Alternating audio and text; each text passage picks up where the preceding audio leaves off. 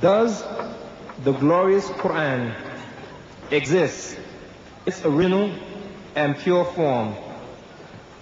And were the originals in fact burned?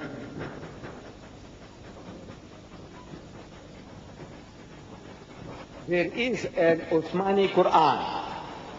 You know, under Khalifa Osman, Brother Swaggart mentioned something about variant readings. That Osman had those variant readings burned.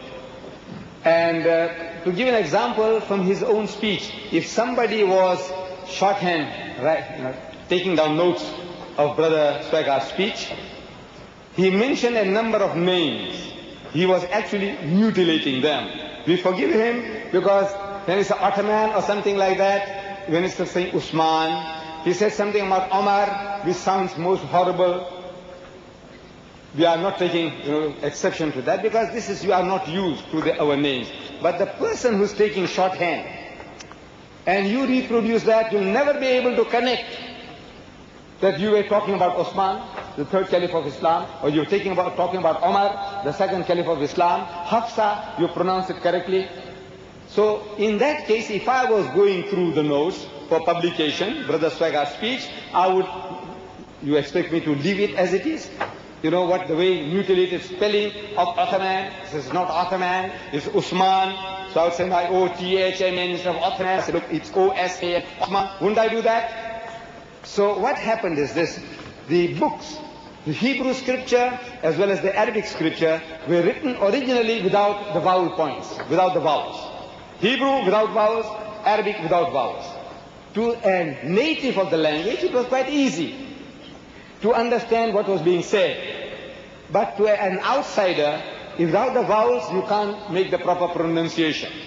Like, for example, in English, if it was written without vowels, that the man is sleeping on the bed, the bed will be written B-D. You know it should be bed. It's not bid, it's not bod, it's not bad, it's not bud.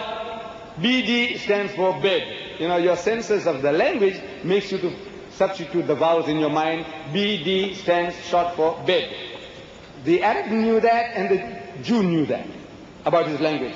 But as soon as it goes to a foreign nation, the person doesn't know how to pronounce. Like the word Alhamdulillahi Rabbil Alameen, which means praise be to God, the cherisher and sustainer of the worlds, written without vowels. How are you going to pronounce?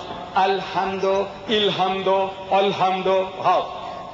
So different nations, as soon as they started accepting Islam, the way they heard it, they started pronouncing it, they started writing it, mutilating the language. Like English. Some of my people, they pronounce divorce as divorce, divorce as divorce, iron as iron.